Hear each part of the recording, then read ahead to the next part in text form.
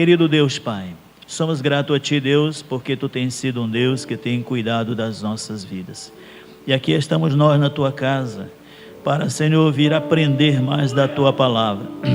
Temos lido a Tua palavra, mas hoje é feita de maneira mais clara, mas, Senhor, meu Pai, de maneira tal que possamos compreender aquilo que ainda não entendemos. Tira de nós toda a resistência, todo o impedimento e toda a dificuldade de compreensão. E ao Teu servo que vai ministrar, Senhor, dá a ele a cada dia a sabedoria do alto, a palavra, Senhor, que ele precisa transmitir à Tua igreja. Dá a ele a revelação profunda dela, para que com facilidade ele possa expor a todos nós. Pai bendito, nós oramos a Ti, agradecidos por tudo, em nome do Teu Filho amado Jesus. Amém. Graças a Deus, aleluia. Toda honra, toda glória e todo louvor sejam dados ao nosso Deus, hoje, sempre e eternamente. Amém, meus irmãos? Como é bom cantar louvores ao Senhor, não é mesmo? Como é bom adorar ao nosso Deus. Como diz o salmista, fica bem cantar louvores a Deus no meio da congregação. Graças a Deus, porque o Senhor colocou em nossos lábios os louvores de Sião. E como nós não entoaremos os cânticos de Sião, né? Temos que cantar. Não pendure as suas harpas por conta da angústia, da aflição. Tire as harpas, tire os instrumentos, tira o louvor de dentro do coração sofrido, às vezes amargurado, um coração entristecido, mas os cânticos de Sião em nossos lábios nos fará ver a glória de Deus nas nossas vidas. E é isso que nós precisamos fazer, meus irmãos, caminhando para a maturidade. É o que este livro de Tiago tem nos falado, e nós vamos hoje fazer o último estudo baseado na carta de Tiago, capítulo 5, último capítulo da epístola de Tiago, e nós vamos falar hoje sobre oração e conversão.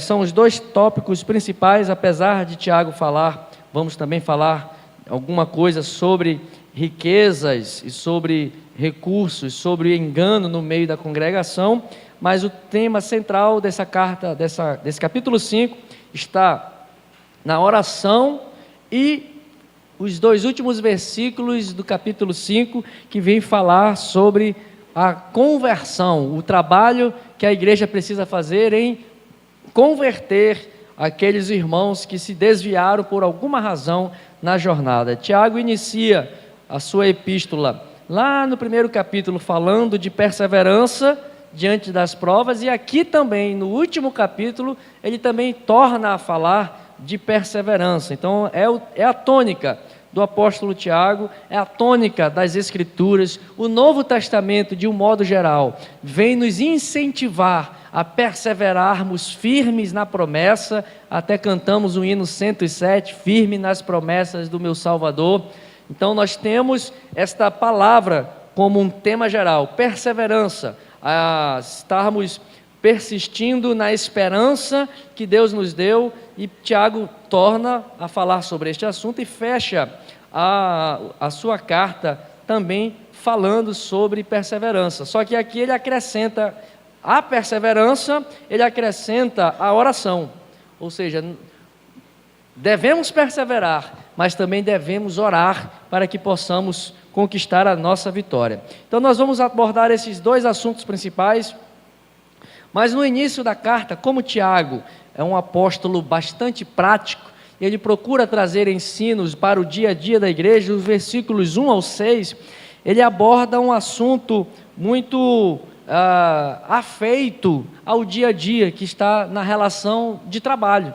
Ele vai trazer um problema entre os patrões e empregados. O versículos 1 ao 6 vai trazer justamente este problema que existia no meio da igreja, para quem ele está escrevendo, em que as pessoas que eram ricas estavam enriquecendo-se de maneira ilícita, a ponto de inclusive se aproveitar da fraqueza dos trabalhadores. Então nós temos aqui um clássico problema de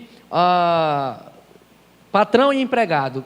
coisas que hoje em dia também existe até uma justiça específica para isso, que é a justiça trabalhista, para resolver problemas de patrões e empregados. Patrões que se aproveitam e muitas vezes exploram o empregado, mas empregado que também muitas vezes é nocego e se aproveita, às vezes, da bondade, da generosidade dos patrões. A gente sabe que tem os dois lados. De um modo geral, a justiça trabalhista no Brasil sempre tem uma tendência a, digamos assim, dar razão ao empregado.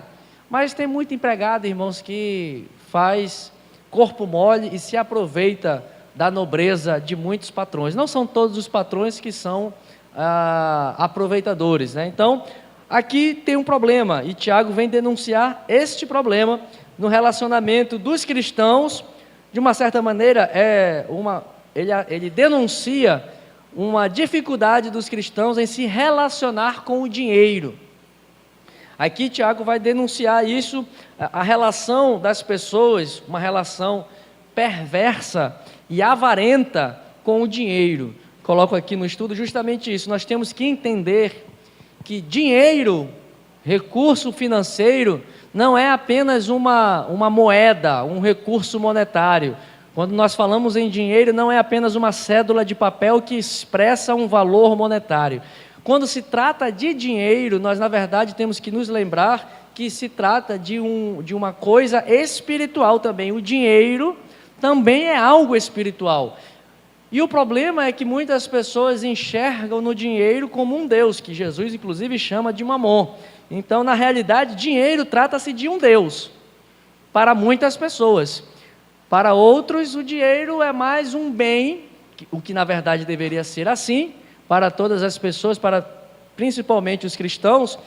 Quando se tratasse de dinheiro, nós deveríamos apenas fazer uso do dinheiro para nosso próprio benefício, e não fazer do dinheiro a razão da nossa vida. Muitas pessoas, por amar o dinheiro, retêm o dízimo, por amar o dinheiro, não dão oferta, e na hora do aperto, sempre quem sai perdendo é Deus, né? Sempre quem fica por último, quando envolve o problema chamado dinheiro, sempre quem sai perdendo é Deus na hora.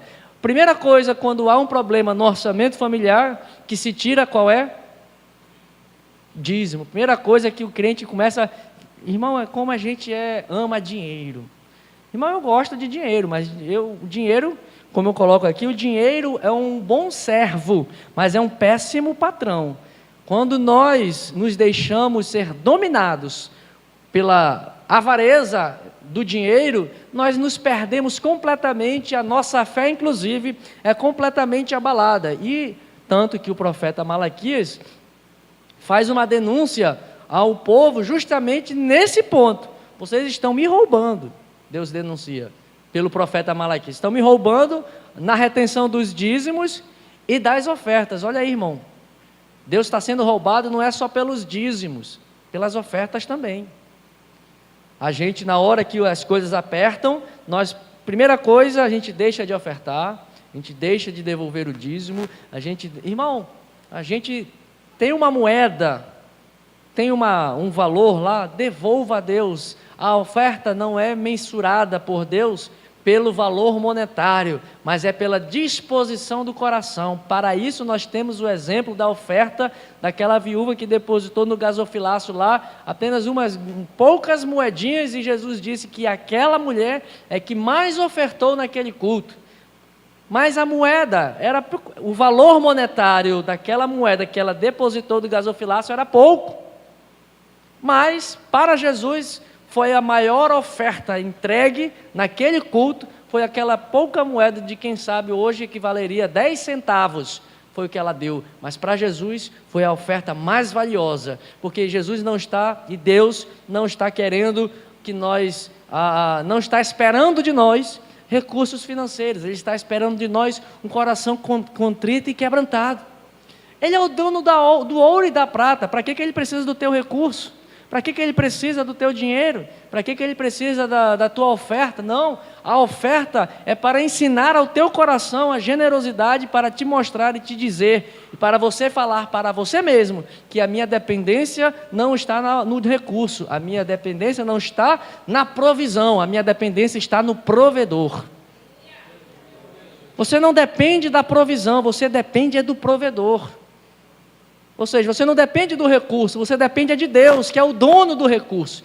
É esse que é a denúncia que Tiago está falando aqui, e que muitas vezes a gente usa aquela passagem que Paulo também escreve a Timóteo, que está em 1 Timóteo 6,10, a respeito do amor ao dinheiro, também para criar uma teologia de aversão à riqueza. Bom, já que o dinheiro é um demônio, já que dinheiro é mamon, já que dinheiro é algo pecaminoso, também vou fazer voto de pobreza. Também não. Deus não nos chamou nem para, não foi para que a gente fique o tempo todo ali na miséria, na dificuldade, puxando a cachorrinha. Não. Eu trago aqui alguns exemplos. Na verdade, nós vamos ver no relato da palavra de Deus, nós vamos ver que Deus espera que o povo dele seja próspero, irmãos. A gente precisa nós precisamos nos reconciliar primeiro com Deus, para depois nos reconciliar com os recursos que Ele faz chegar em nossas mãos. O problema é que a gente quer fazer uso dos recursos sem ter um coração devotado a Deus, um coração completamente entregue às mãos de Deus. A gente fica olhando para os recursos, para as nossas condições, para as evidências, para as circunstâncias, enquanto na verdade nós temos que olhar para aquele que controla as circunstâncias, para aquele que tem todo o poder na sua mão e para aquele que pode dar toda a sorte de bênçãos para nós, para o seu povo, para as nossas vidas. Nós vamos ver aqui que na verdade Deus espera que o seu povo prospere. Davi, lá em 1 Crônicas 28:12, vai dizer, olha, ele afirma, aqui está escrito errado, mas ele afirma que tanto riquezas quanto glórias vêm da parte de Deus. Então, ao mesmo tempo que Tiago está denunciando aqui a posição dos ricos que estão explorando os pobres, o objetivo aqui é, você não deve nem condenar quem é rico, e nem absolver quem é pobre. Não é porque o cidadão é pobre, já está justificado, resolvido o problema, e ele não tem problema algum. E também não é porque o cidadão é rico, agora o rico é o mauzão, o malvadão, que é o pecador, é o explorador, também não. Porque Deus espera do seu povo, Deuteronômio 28 vai nos dizer, se atentamente ouvires a minha voz, e obedecerdes os meus mandamentos, então todas as bênçãos que eu estou falando aqui te perseguirão. Aí ele começa, serás próspero no campo, serás próspero na cidade, o teu animal vai dar a cria e não vai morrer, a semente do ventre das mulheres vão ser prósperos, a tua sementeira vai frutificar, e todas as bênçãos vão te perseguir, e no final dessas bênçãos ele diz, e tu serás por cabeça e não por cauda. Então Deus espera que o seu povo seja próspero, só que a prosperidade é condicional à obediência. O problema é que a gente quer a prosperidade sem ter a obediência. Esse é o problema, irmãos, a gente coloca tudo fora do lugar. Deus diz, vocês serão prósperos se, e somente se, vocês obedecerem os meus mandamentos. Aí a gente quer ser próspero sem obedecer. Está fora do caminho, está fora do contexto.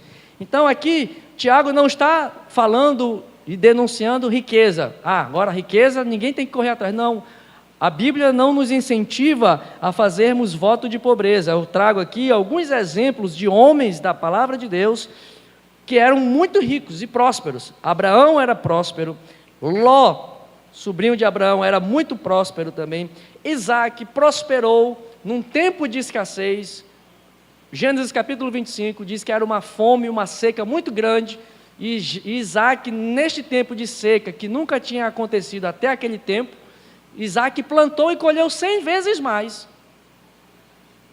Ele ficou tão rico e poderoso, que os filisteus do entorno invejaram, e por isso passaram a entulhar os poços e a fazerem um complô contra Isaac. Jacó era muito próspero. Veja, irmão, quando Jacó está se encontrando com Esaú, ali no vale de Jaboque, a comitiva de gado, de animais, de criados. Ele cria um batalhão de coisa, era tudo aquilo, era a riqueza de Jacó.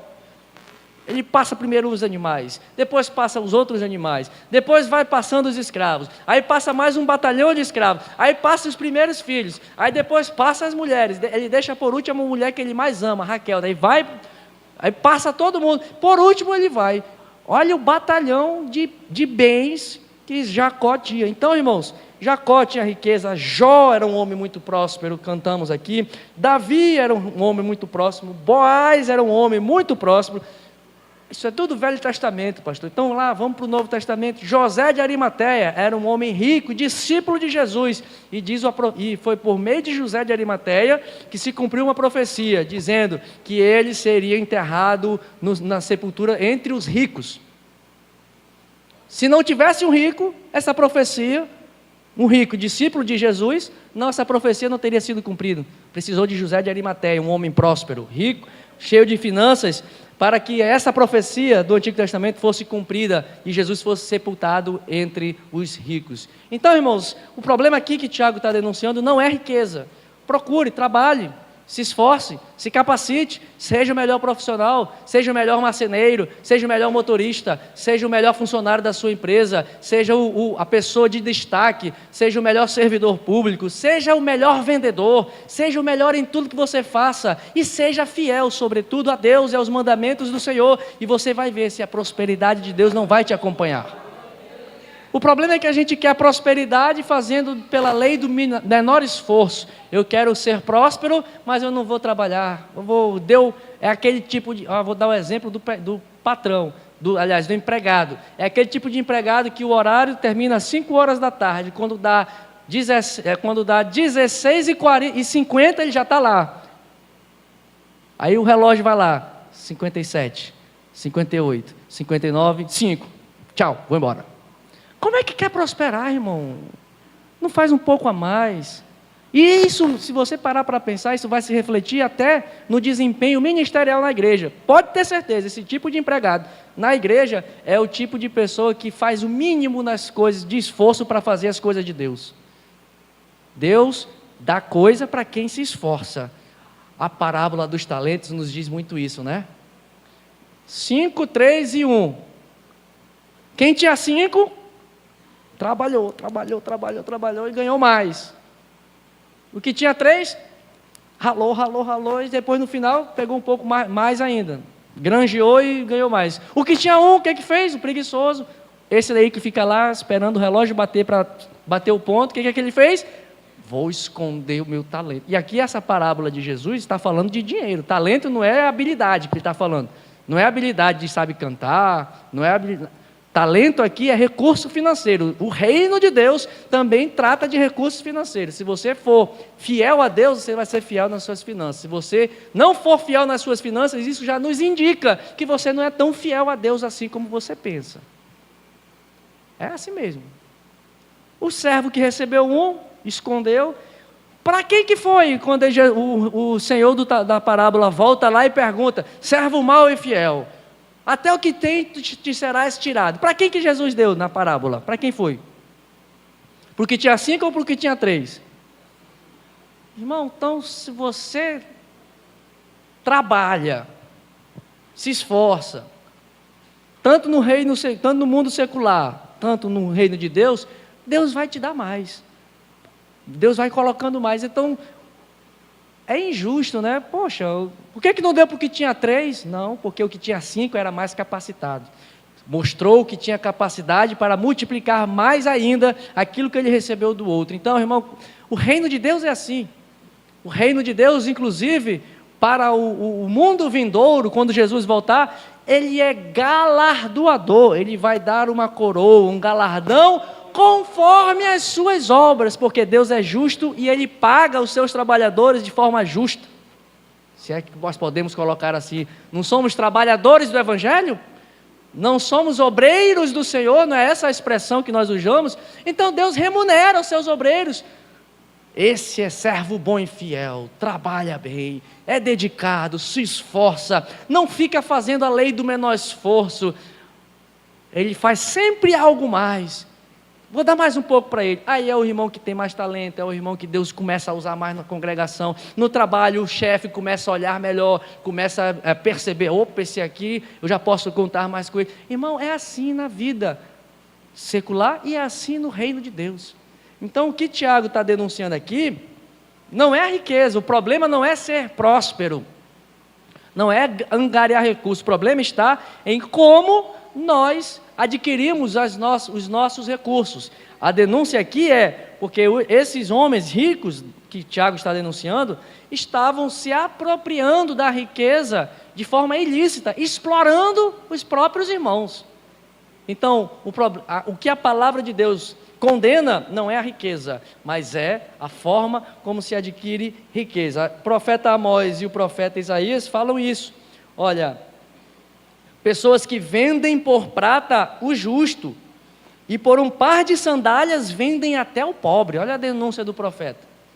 Então, irmão, vender uma pessoa por um par de sandália é muita mesquinharia, né? Então, olha só o que o profeta está denunciando aqui.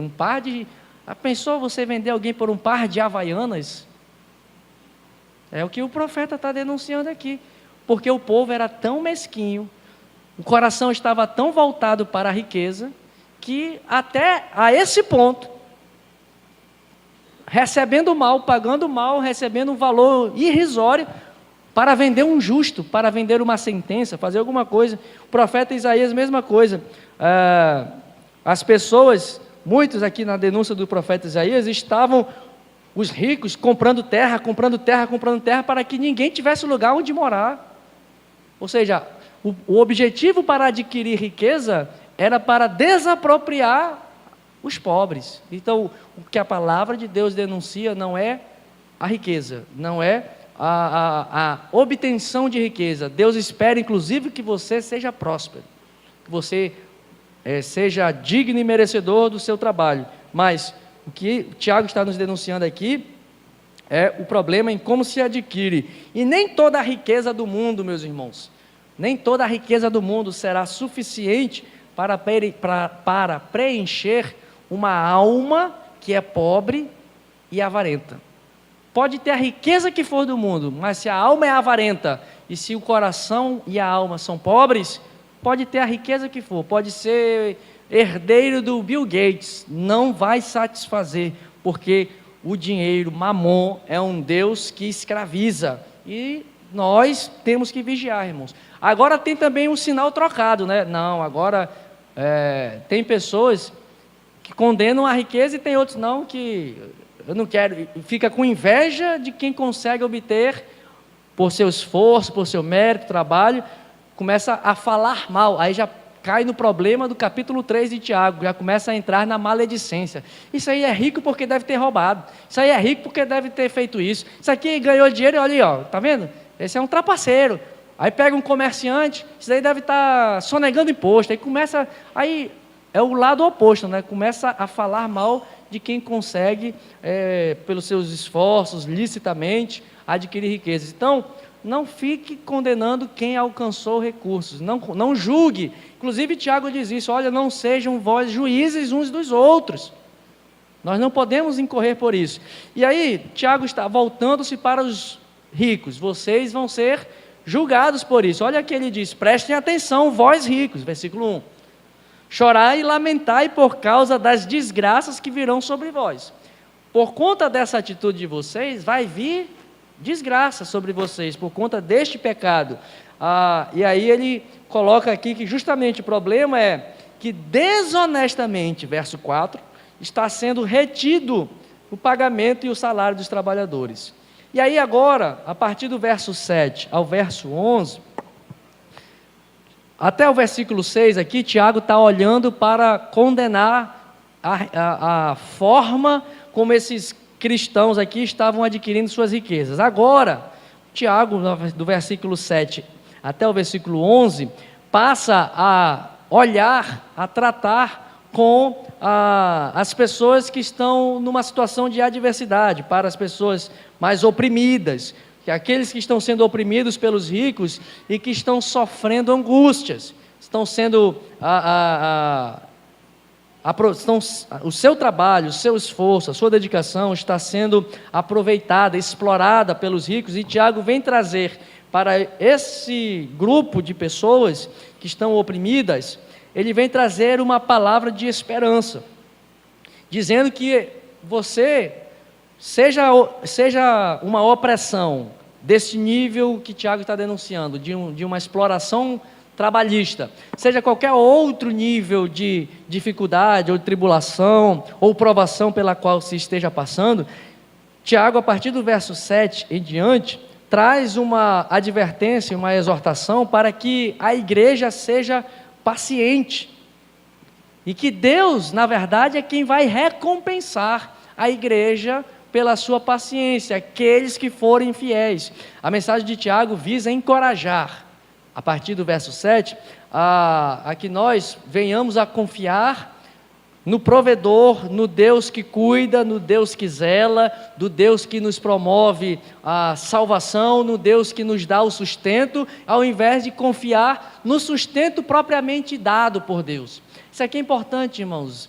Deus te abençoa, Deus cuida de você, Deus faz chegar à tua mesa o alimento, o pão nosso de cada dia. É Ele quem dá a você o sustento. Mas nós temos a tendência de confiar no sustento.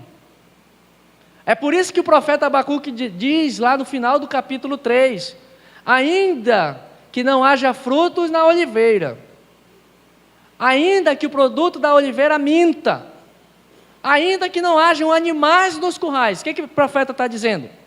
Ainda que não haja provisão, é isso que ele está dizendo. Ainda que não tenha nada para o que comer, ainda que não haja provisão, aí ele finaliza e diz, contudo, eu me alegrarei no Senhor. Essa é uma manifestação de quem confia no provedor e não na provisão. Entenda isso, confie no Deus que provê, no Deus que é Jeová Jiré. Abraão, quando vai subindo para oferecer seu filho Isaque, a mesma coisa. E aí, papai, cadê o cordeiro? Abraão, homem de fé, sábio, rico, inteligente, conhecedor do Deus que estava caminhando com ele. Deus proverá, meu filho, o cordeiro para si. Este é um relato, esta é uma afirmação de um crente maduro, já que estamos falando de maturidade, de um homem que tem um relacionamento maduro com Deus e de que conhece o Deus que pode todas as coisas, que sabe que Deus é Jeová Jiré, é Ele quem provê as nossas necessidades, meus irmãos. Então, o que Tiago vem dizer aqui a partir do verso 7 é justamente isso, olha, confiem, dependam do Deus provedor, do Deus que cuida. E de acordo com esse contexto da carta de Tiago, da epístola de Tiago, ele vai nos trazer, o que ele vai trazer aqui como elemento de esperança? A volta de Jesus. Confia, meus irmãos, em outras palavras ele está dizendo, hoje vocês estão sendo oprimidos pelos ricos avarentos, mas confia, porque um dia o provedor de todas as coisas, que já proveu para vocês a vossa salvação, Ele voltará, e essa esperança deve estar firmada no vosso coração, e Ele, que vai voltar, Ele é galardoador para vos recompensar conforme a sua graça, e a recompensa de Deus, a bênção de Deus, não é pouca medida não, ela vem recalcada, sacudida, bem ajustada e transbordante, irmãos. Veja só como a palavra de Deus é assim, onde abundou o pecado, mas a medida recalcada, sacudida e transbordante nos diz que superabundou a graça de Deus. Para todo lugar de dificuldade, há uma superabundante graça para nos socorrer. Para toda a aflição, há uma superabundante graça para nos ajudar. Isso é confiar no Deus que provê, e não na provisão que Ele nos dá. Então, não espere. Salmo 84, se não me falha a memória, diz, Todas as pessoas, os homens esperam que o Senhor lhes dê de comer. Se tu abres a tua mão, eles logo se alegram. Se tu fechas as mãos, todos se desesperam e morrem.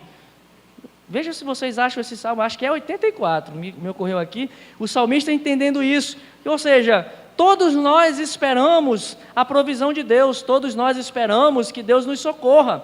Mas se Ele abre a mão, todo mundo está feliz. Mas se Ele decidir fechar a mão, e aí? Você, como cantamos aqui, Jó, como podes ainda adorar, se tu não tens mais bens materiais? Como é que pode um homem adorar? Como é que pode você fazer isso? Se Deus, de repente, decidir fechar as mãos, acabou, irmão. Mas lembre-se que nós falamos na última terça-feira, toda porta que Deus abre ou fecha, se forem abertas por Deus ou fechadas por Deus, será bênção para a nossa vida. Se Ele decidiu fechar uma porta para ti, é bênção, confia, Ele vai prover. Ele pode estar querendo te levar para o alto do Monte Moriá, para testar a tua fé até o último limite, e lá no Monte Moriá Ele vai te testar, Ele vai mostrar e vai trazer um cabritinho, um cordeirinho, está aqui o cordeiro que eu provi para ti nesta dificuldade. É isso, irmão, confia em Deus, porque Ele é quem cuida de nós. E aí Tiago traz aqui como um elemento de esperança, para que nós possamos conservar a paciência, porque é isso que ele está nos dizendo aqui, ó. Olha só o versículo 7, portanto, irmãos, sede pacientes, até quando? Vinda do Senhor. Ah, irmão, e Jesus vai voltar quando?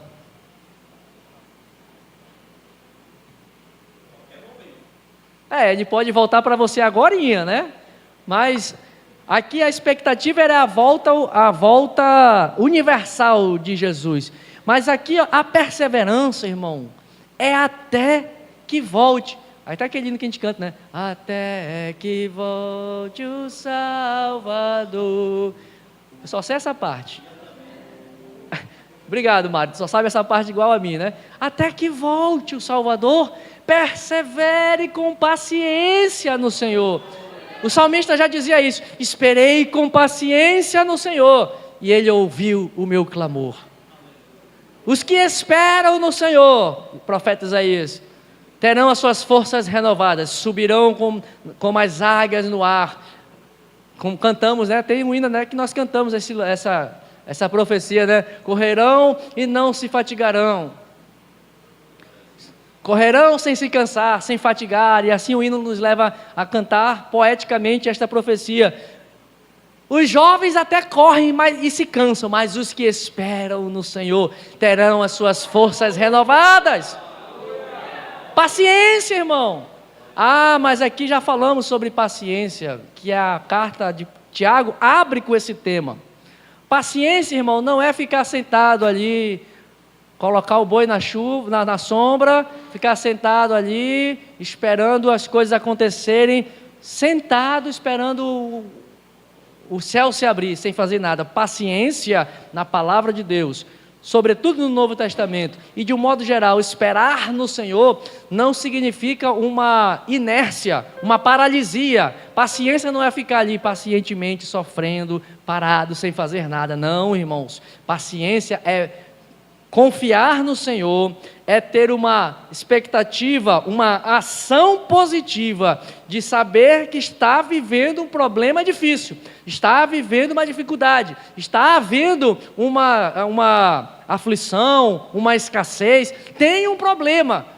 Ser paciente não é andar fora da realidade, não é ficar viajando, pensando uma coisa, fugindo da realidade. Não, vou ficar aqui pacientemente, porque Deus vai resolver as coisas. Não, a paciência é uma firme convicção de que Deus, em meio às lutas, está comigo, de que Deus, em meio à dificuldade, vai me dar a porta de escape. Ele dá a aprovação, Ele permite a luta, Ele permite a tribulação, mas Ele concede o escape. Não há luta e não há prova que nós não tenhamos a capacidade de suportar. Ele não permite você passar por luta, por dificuldade que você não seja capaz de aguentar.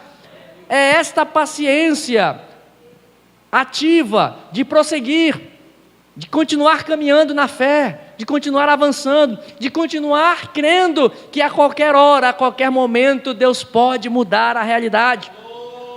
É essa paciência que Tiago diz: olha, sejam pacientes, aguardem, confiem, sejam pacientes até a vinda do Senhor. E aí ele traz exemplo de paciência de três exemplos de paciência: a paciência do lavrador, a paciência dos profetas e a paciência de Jó, que cantamos aqui. Então, a paciência do lavrador, ele diz: olha, sejam pacientes até a vinda do Senhor, ponto, versículo 7. O lavrador espera o precioso fruto da terra, aguardando-o com paciência até que receba as primeiras e as últimas chuvas. Sede vós também pacientes, fortalecei o coração, porque a vinda do Senhor está próxima. Veja só, o que o lavrador faz, irmãos? Ele seleciona a melhor semente que ele tem, a semente mais perfeita, mais adequada, mais apropriada. Ele prepara o campo, ara a terra, ele planta a semente no tempo certo, no tempo adequado, e procura fazer essa semeadura dentro das condições corretas e certas para que aquele fruto, para que aquela semente frutifique, nasça, germine e produza frutos depois. Certamente a semente vai nascer, depois vai crescer, vai florescer e vai frutificar. Mas neste processo, irmãos, o agricultor, ele não tem nenhum controle sobre o tempo em que a semente vai brotar e sobre quando o fruto vai vir. Na profecia de Abacuque ele diz: ainda que o fruto da oliveira minta, significa que o agricultor lá do profeta plantou uma plantação de olivas, um olival, deu fruto, a oliveira deu fruto, mas foi um fruto mentiroso. O que é a oliva? Azeitona. O que o profeta Abacuque está dizendo é sobre a azeitona. Ainda que o fruto da azeitoneira não produza, minta, ou seja, para que faz azeitona? Azeite. Como é que se faz azeite? Pega a azeitona, a azeitoneira, para que o óleo da azeitona não seja contaminado, é colocado no caule da azeitoneira, da oliveira, é colocado ali um pano, e aí se chacoalha a oliveira para que caia o fruto, e não caia na terra, mas caia no pano. Porque se cair na terra, quando for espremer, vai espremer com terra, com barro, com tudo que tiver na terra. Tem que ser aparado vamos botar assim, nesse lençol, para não deixar cair a oliva no chão. Aí o camarada pega essa oliva, leva para o espremedor, espreme, até sair o azeite, e aí sai um azeite puro. O que o profeta está dizendo assim, é ainda que o fruto da oliveira minta, ou seja, fez todo esse processo, o agricultor plantou na época certa, plantou a melhor oliva, regou, cuidou, esperou o tempo das chuvas iniciais, das chuvas finais, colheu a oliveira, mas ele não tem controle sobre o azeite, se aquela fruta vai produzir azeite ou não. O agricultor não tem esse domínio. Quando o profeta diz que o fruto da oliveira mente, ele espremeu e não saiu nada. Espreme e só sai carne. Olha aí, irmão. Em vez de sair óleo, olha aí, olha Jesus falando aí, em vez de sair óleo, sai carne. Ei, irmão. E aí? Que tipo de azeitona é você? Oh, Jesus, não estava na pregação não, mas entrou.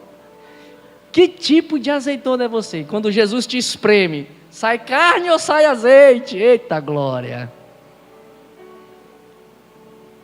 Seja paciente como lavrador. Jogue a semente, cultive, faça o seu trabalho. O tempo está nas mãos de Deus. É por isso que Jesus diz assim: olha, o tempo e as estações não competem a vocês saberem, somente ao Pai sabe.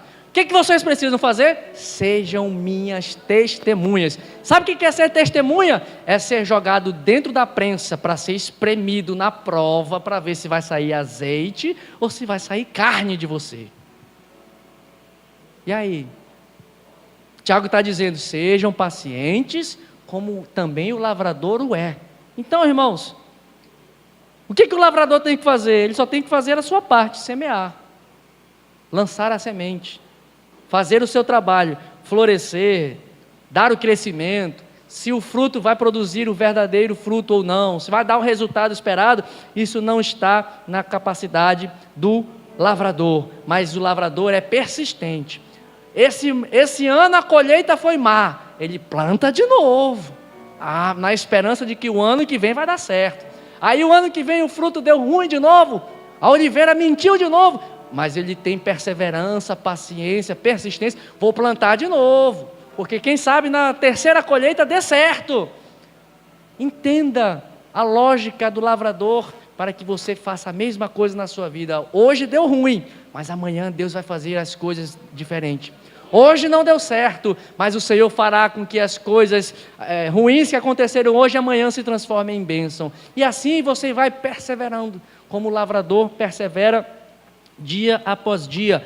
Aqui nós vamos ver aqui, e assim, meus irmãos, aqui eu coloco algo muito, que a mim falou muito forte, assim como é o lavrador, e o cultivo de um modo geral, que tem as estações, os tempos, primavera, outono, verão, inverno, tempo da chuva, as chuvas iniciais, como o Tiago coloca aqui, a chuva final, assim também é o nosso coração. Por isso que no verso 8 aqui, ele diz aqui, sede vós pacientes e fortalecei o vosso coração, porque o nosso coração é esta terra, que tem que ser semeada a palavra de Deus, como Jesus nos ensinou nos evangelhos, na parábola do semeador, que vai lançando a semente, e cai uma terra boa, cai uma terra pedregosa, cai numa terra espinhenta.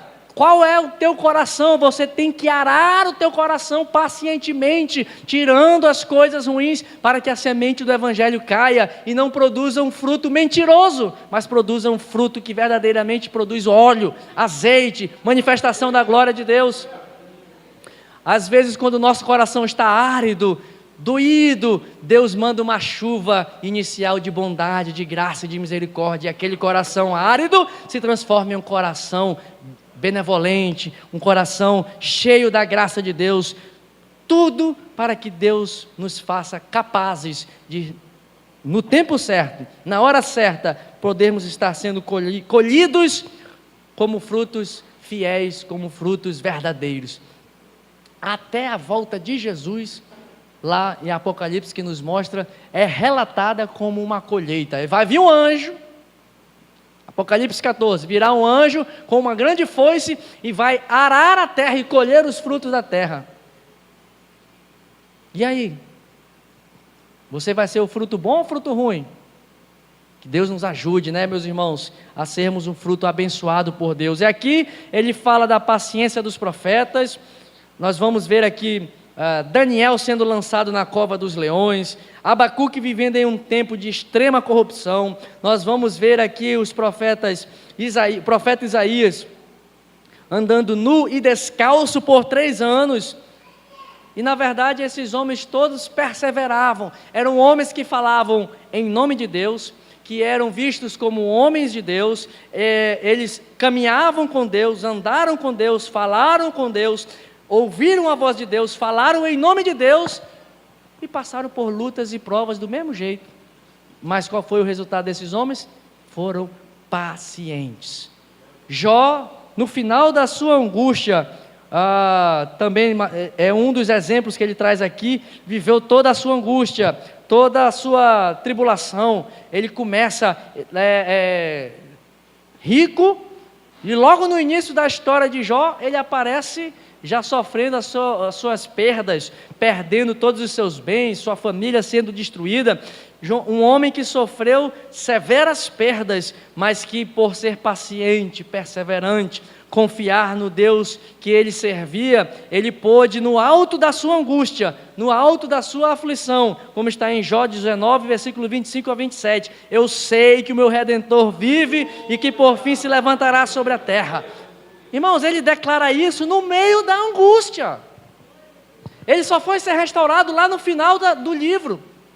Isso aqui é o meio da aflição. No meio da aflição, ele sendo pressionado, sendo esmagado, os amigos incentivando e dando maus conselhos para ele. Ele diz: não, eu confio no meu Redentor, eu sei quem é o meu Redentor, eu sei que ele vive, e eu sei que ele se levantará, eu sei que por fim também esses meus olhos hão de vê-lo. Ou seja, ele passou pela prova, ao invés de sair carne, saiu azeite. Então, meus irmãos, é isso que nós precisamos experimentar com esses relatos. A nossa redenção completa se manifestará com a volta de Jesus, e essa esperança não pode ser perdida de vista, irmãos. Você não pode caminhar sem esquecer-se de que há recompensa. Todos os obreiros do Senhor, todo aquele que trabalha, como está em 1 Coríntios capítulo 15, porque toda a nossa obra no Senhor de maneira nenhuma será vã. Deus há de nos recompensar, e Deus trabalha assim, irmãos. Ele ora nos abençoa, ora permite prova. Ora nos abençoa, ora permite prova. Porque se você ficar só na bênção, você vai se esquecer de Deus. Se você ficar só na prova, você vai amaldiçoar a Deus. E Deus é sábio, e Ele faz isso. Ele te amassa, Ele morde e assopra. Ele te socorre e depois Ele te joga na cova dos leões. Olha isso. Ele joga na cova e depois vai lá dentro da cova e tira de dentro da cova. Ele joga na fornalha, depois Ele entra e dança contigo na fornalha e te tira da fornalha. Para você nunca esquecer. Aí você pode falar como Paulo falou: eu quero ver a tua glória, Senhor, eu quero subir no terceiro céu como Paulo subiu, eu chegar lá e ver coisas inefáveis, gloriosas do teu reino. Quer? Então Paulo subiu. O que Deus fez com ele? Colocou um espinho na carne. Quer ver a glória? Beleza, pode vir. Come on, please everybody, pode entrar. O caminho está aberto. O véu do templo se rasgou. Eia, entramos confiadamente pelo Santo dos Santos. Mas quando tu entrares lá, Ele vai te pinçar com um espinho na carne. E Paulo orou. Paulo, só a minha graça é suficiente para te atender. Minha graça te basta.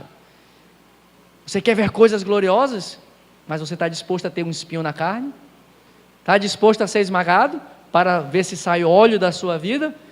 É essa paciência que Jó experimentou. Você está disposto a pegar um pedaço de telha e sair rasgando o teu corpo para tirar as feridas da tua carne, fedendo a podre, como diz o relato de Jó? Mas Jó, no alto da sua angústia: o meu coração se consome dentro de mim, porque os meus olhos vão ver o Rei. Eu vou te ver, eu vou ver o meu Redentor, eu confio nele, e eu espero no Senhor. Então, meus irmãos, nós temos que confiar no Senhor. E você pode pedir assim: Senhor, eu quero ser mais paciente. Quem quer ser mais paciente aqui? Levanta a mão. Quem quer ter a paciência de Jó, levanta a mão e dá um glória a Jesus bem forte, irmão. Então Deus vai te mandar a prova. Você quer ter paciência? Como é que se testa a paciência? Manda a prova, manda a luta. Aí quando você estiver na luta, dando na prova, aí você tem que estar no óleo, em vez de sair carne, sair óleo, aí você vai passando pela prova, dando glória a Deus, aí vai no reteté, vai rodando, vai rodopiando, mas é isso que Deus faz. Cuidado com o que você ora. Senhor, eu quero ser paciente. Então Ele vai te mandar prova para ver se tu vai ser perseverante na luta. Senhor, eu quero ter riqueza. Então Ele vai testar você na escassez para saber se você vai conseguir ser fiel a Ele. Vai saber se você consegue. Olha, irmão, a gente quer muitas coisas grandes, a gente não é fiel nem no pouco que Ele nos dá. Quero ser rico, mas não consigo dar dízimo de R$1.000. Ganha um salário de R$2.000 e não consegue ser fiel no dízimo de R$2.000. Qual é o salário mínimo? 1.500 e alguma coisa hoje, né? 1.300 e pouco, né? Até isso cortaram, era para ser para 1.500, não deixaram ir, né? Voltou para 1.300. Irmão, não consegue ser fiel num salário mínimo. Aí quer ganhar R$10.000. No reino de Deus é a mesma coisa. Não consegue ser fiel quando uma liderança diz assim: não faça isso. Não, vou fazer, o pastor não sabe de nada. O pastor não entende do que está falando. Não conseguimos ser fiéis em coisas poucas e queremos que Deus nos confie as coisas grandes. Precisamos amadurecer. Precisamos ser crentes maduros. Irmãos, e para nós concluirmos, Tiago passa então no versículos 12 ao 20, falar da importância da oração. Ele já condenou os ricos e a forma como eles adquirem suas riquezas. Ele já incentivou a igreja a desenvolver a paciência com base na volta de Jesus, ou seja, a volta de Jesus é um combustível para nos fazer resistir às adversidades. Agora ele vem falar da oração, que vai a partir do versículo 12 até o versículo 20. E ele, aqui um texto-chave dessa parte aqui é o versículo 13. Alguém entre vós está aflito? Ore. Mas se alguém está contente, cante louvores. A vovó dizia isso, vovó Débora, né? É muito fácil chorar com os que choram, mas se alegrar com os que se alegram, nem sempre a gente encontra parceiro. Na alegria, na bênção, a gente acha poucos parceiros para celebrarem, se alegrarem conosco. Quando alguém está na bênção, a gente faz igual aquele louvor, né? Quando eu vi você na bênção, vai se arrepender. Não me ajudou quando eu estava na desgraça, não me ajudou quando eu estava na escassez, agora que eu estou na bênção, tu vai ver, agora eu vou esfregar na tua cara aqui, ó. Irmão, a gente é muito assim, não é verdade? Fala a verdade se quando você vê algum irmão assim que está tendo, você não dá uma pontinha de inveja, oh meu Deus, por que tu não fazes isso comigo? Vai fazer o mesmo que o irmão está fazendo, irmão. Vai estudar, vai trabalhar, vai procurar alguma coisa, vai se capacitar e Deus vai fazer, sabe? A gente precisava olhar para as pessoas bem-sucedidas em qualquer ambiente. Irmãos, e seja ímpio ou não, seja um homem ou uma mulher de Deus ou não, você tem que olhar para as pessoas bem-sucedidas naquilo que elas fazem com admiração. O que essa pessoa fez para chegar nesta posição, que eu posso fazer também para chegar até ela? O problema é que nós somos assim. Eu quero chegar na posição que ela está, pisando na cabeça dos outros para chegar lá. O coração do crente tinha que ser assim. Esse é um bom exemplo. É um santo homem de Deus. O que ele está fazendo para ser usado por Deus desta maneira? O que ela está fazendo para Deus a usar desta maneira? O que aquela pessoa fez para chegar naquela posição que eu desejaria chegar lá e que eu posso aprender com ela? É esse o olhar que você tem que ter. Tire o seu olhar de apenas querer tirar as pessoas e se aproveitar das pessoas. Junte-se daqueles, é um ditado que diz, né? Me diga com quem tu andas, eu direi quem és. Só anda com falador mal, só anda com maledicente, só anda com gente que fala mal dos outros. Qual é o teu resultado?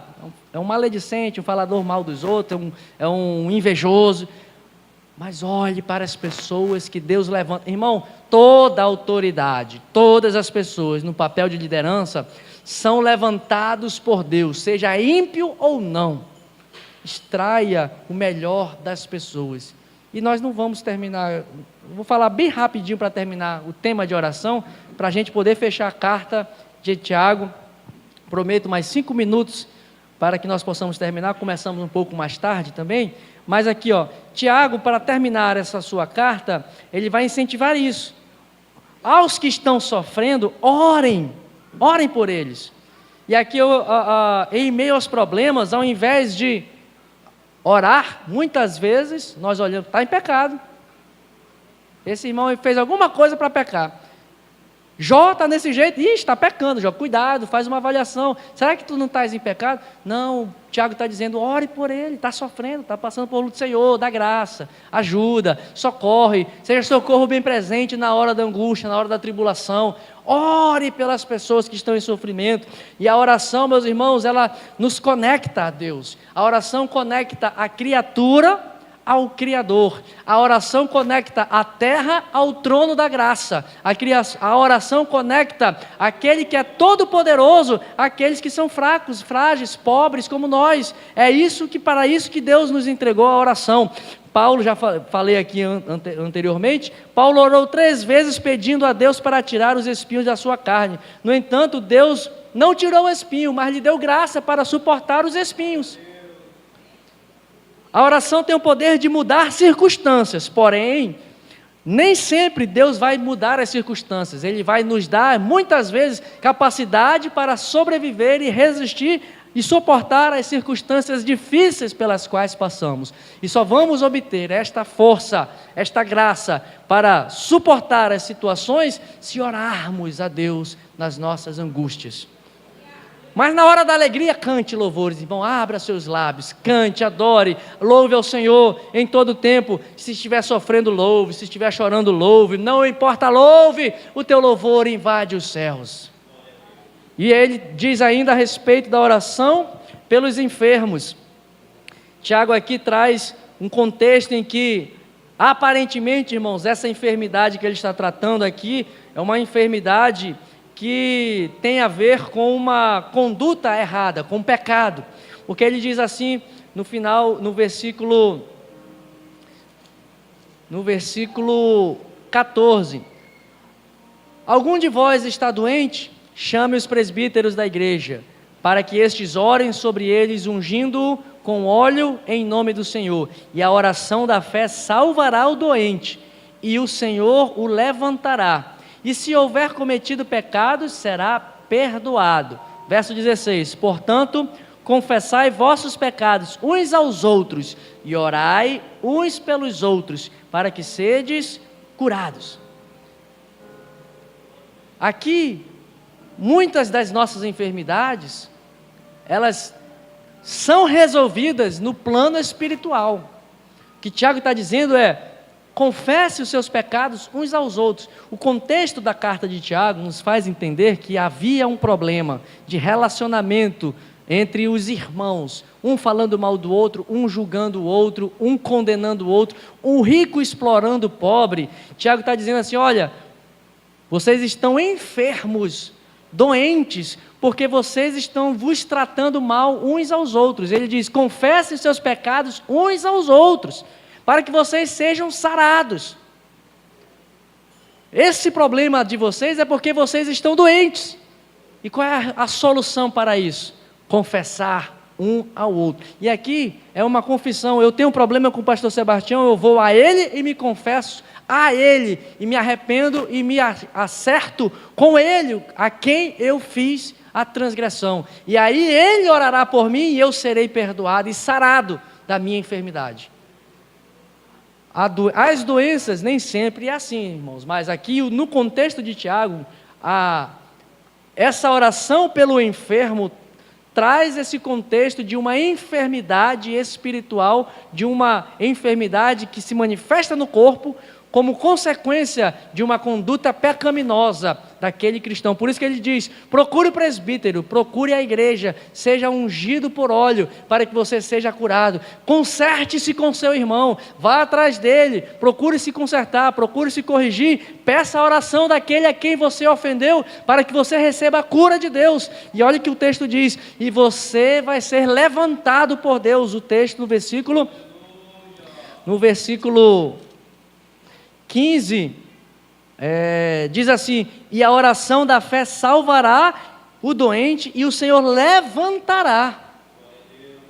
Ou seja, a cura, muitas dos nossos problemas estão relacionados com condutas erradas. No contexto de Tiago, é este cenário desta oração sobre os enfermos. É claro, irmãos, que Deus nos dá a unção e a autoridade para orar por enfermos de qualquer sorte, sejam elas de origem espiritual ou mesmo algo do corpo biológico que é frágil, fragilizado mesmo por conta do pecado.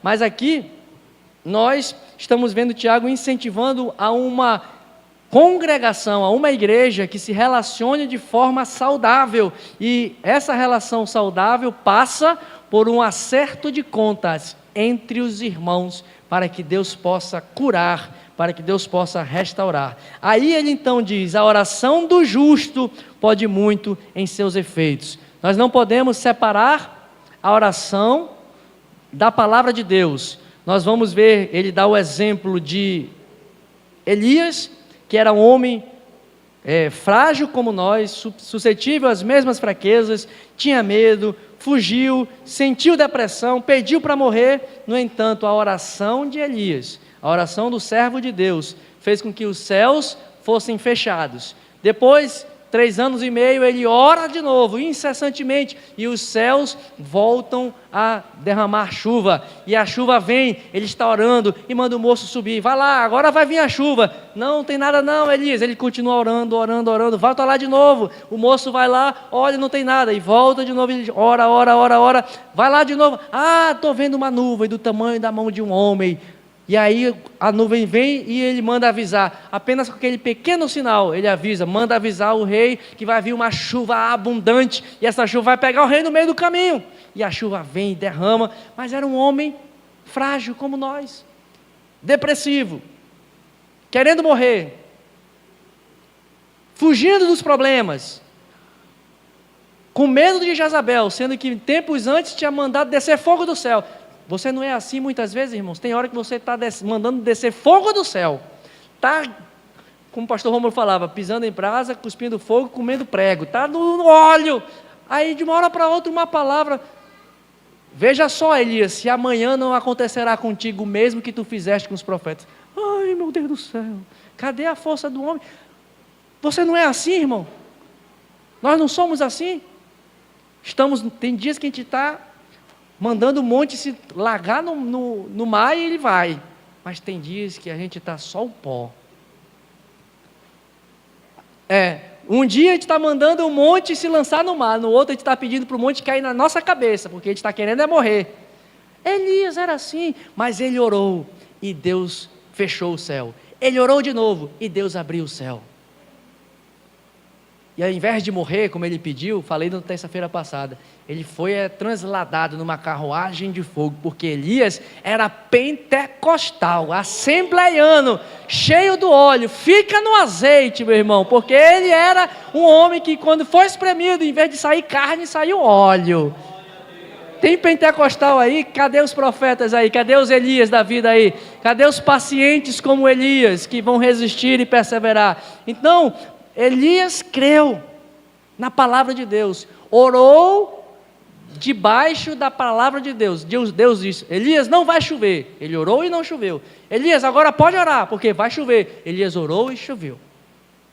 Então, o que fica para nós é: siga a palavra de Deus, ore conforme a palavra de Deus nos instrua, ore dentro dos princípios e valores da palavra de Deus, e certamente nós seremos pessoas, servos de Deus, que vamos, ora está na luta, ora está na bênção, ora está na luta, ora está na bênção, porque faz parte da caminhada com Deus. Mas quando estiver na luta, vai sair óleo, e quando estiver na bênção, vai sair louvor. E o amém da missionária já foi diferente para nós terminarmos. Fica de pé, meus irmãos, Deus nos abençoe. Finalizamos a nosso estudo de Tiago. Nós vamos dar sequência às cartas, às epístolas gerais, e logo depois nós comunicaremos a data da prova para nós fazermos, que cada fechamento de livro, vamos estar fazendo uma avaliação em relação ao projeto ID.